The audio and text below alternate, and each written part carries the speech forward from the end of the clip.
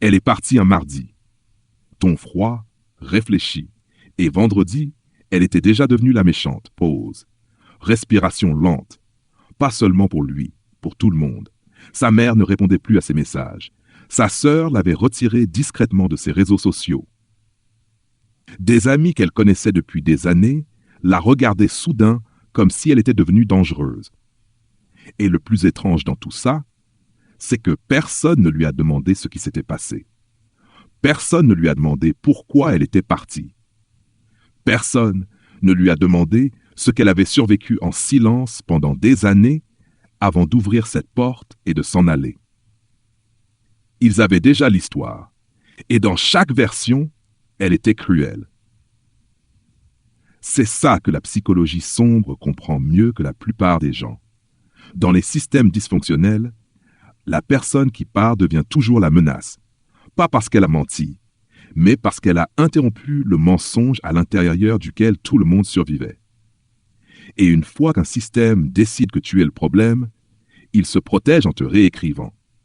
Soudain, tes limites deviennent de la froideur, ton épuisement devient de l'égoïsme, ton silence devient de la manipulation, ton départ devient une trahison. Et plus tu pars calmement, plus tu deviens terrifiante pour les personnes qui avaient besoin que tu restes enfermé.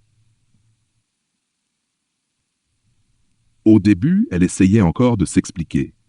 Elle pensait que la vérité allait compter. Alors, elle écrivait de longs messages, des messages prudents, des messages doux, des messages remplis de détails, de contexte, de compassion. Voix qui se brise légèrement. Des messages essayant de faire comprendre que partir n'était pas impulsif. C'était une question de survie. Mais chaque explication se heurtait au même mur, parce que les gens qui bénéficient d'une fausse histoire veulent rarement de la clarté. Ils veulent du confort. Et le confort est plus facile quand il existe un méchant. La psychologie sombre appelle ça le détournement narratif. Quand une personne contrôle le cadre émotionnel de l'histoire avant même que l'autre ait le temps de parler, voix calme. Et une fois que ce cadre émotionnel est installé, les faits cessent de compter, parce que les gens ne réagissent plus à ce qui s'est réellement passé. Ils réagissent au personnage qu'on leur a dit que tu étais. Elle était devenue instable, ingrate, impossible à satisfaire, trop compliquée émotionnellement. Des mots intéressants pour une femme qui avait passé des années à s'abandonner pour garder tout le monde confortable. C'était ça que personne ne voyait. Ton doux. Il ne voyait pas les nuits où elle restait éveillée à répéter des conversations dans sa tête avant d'aborder le moindre problème. Il ne voyait pas à quel point elle surveillait sa voix pour que personne ne l'accuse d'être trop émotive. Il ne voyait pas combien de fois elle s'était excusée simplement pour mettre fin à la tension. Ils ont seulement vu le moment où elle a arrêté. Et les systèmes dysfonctionnels punissent toujours la personne qui cesse de participer. Il y a quelque chose de dévastateur dans le fait de réaliser que certaines personnes préféraient la version de toi qui souffrait silencieusement. Parce que cette version-là était plus facile à contrôler.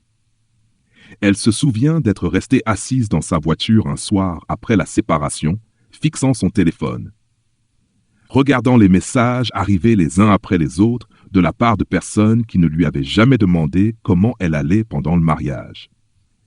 Mais maintenant, soudain, ils avaient tous une opinion. Maintenant, soudain, ils étaient inquiets. Maintenant, soudain, ils voulaient des explications. Voix légèrement tremblante. Pas parce qu'ils se souciaient de sa douleur, mais parce que son départ avait détruit l'équilibre émotionnel dont tout le monde profitait. La psychologie sombre appelle ça la punition collective, quand un groupe entier se coordonne inconsciemment contre la personne qui menace la stabilité du système. Et le plus cruel, c'est que beaucoup d'entre eux pensent sincèrement être de bonnes personnes. Silence. Parce que la triangulation sociale paraît juste quand tout le monde répète la même version des faits. Elle l'a abandonné. Elle a changé. Elle est devenue égoïste. Elle a détruit la famille. Personne ne s'est demandé ce qu'il avait détruit, elle en premier. Le plus difficile, ce n'était pas de perdre le mariage.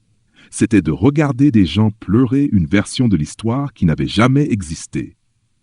Une version où elle était parfaitement aimée, où lui était innocent, et où la fin était arrivée de nulle part. Mais les fins comme celle-ci n'arrivent jamais de nulle part. Elles naissent d'années de douleur invisible que personne ne voulait remarquer. Parce que remarquer cette douleur aurait exigé des responsabilités. Et les responsabilités coûtent cher, surtout dans les familles construites sur le déni. Il y a une phrase que sa thérapeute lui avait dite un jour et qu'elle n'a jamais oubliée. Les systèmes n'attaquent pas la personne qui crée le dysfonctionnement. Ils attaquent la personne qui l'expose. Et soudain, tout a eu du sens.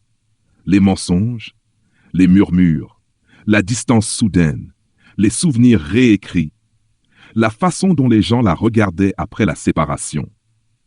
Comme si elle avait commis un crime simplement parce qu'elle refusait de disparaître davantage à l'intérieur du mariage. Elle avait passé des années à porter une responsabilité émotionnelle qui n'avait jamais été la sienne. Ligne écho, comme lorsqu'elle était enfant. Pause. Parce que les enfants qui survivent à la parentification deviennent souvent des adultes qui pensent que l'amour signifie supporter l'épuisement émotionnel en silence, ou à plus apaisé, jusqu'au jour où leur corps refuse enfin. Et quand cela arrive, toutes les personnes qui bénéficiaient de leur silence les traitent d'égoïstes. Pendant longtemps, elle a continué à se défendre, à corriger les malentendus, à expliquer les mensonges, à donner du contexte. Puis un jour, elle a compris quelque chose de libérateur. Les personnes déterminées à mal te comprendre transformeront chacune de tes explications en nouvelles preuves contre toi. Alors, elle a arrêté de se défendre. Elle a arrêté de corriger chaque rumeur, arrêté d'expliquer sa douleur à des gens décidés à ne pas la voir. Arrêté d'essayer de mériter l'équité de personnes émotionnellement investies dans sa culpabilité. Et lentement, sa vie est devenue plus calme, plus propre, plus légère. Ton doux parce que les mensonges avaient disparu, mais parce qu'elle ne construisait plus son identité autour du besoin de les contredire. Ça, c'était la vraie revanche. Pas l'humiliation, pas l'exposition, pas la destruction. Voix calme, la vérité. Un système nerveux enfin en paix. Une vie qui ne ressemblait plus à un mode survie permanent. Un visage qui cessait lentement d'avoir peur. La vérité a une étrange façon d'apparaître avec le temps.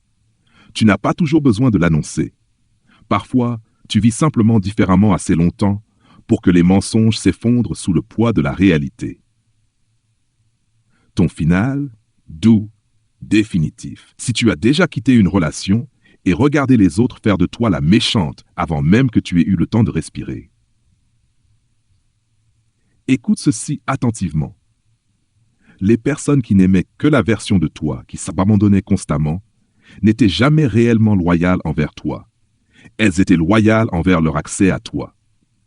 Et perdre cet accès leur a donné l'impression d'être trahies. Mais te sauver toi-même n'est pas une trahison. Voix basse, même s'ils ont besoin que l'histoire dise le contraire.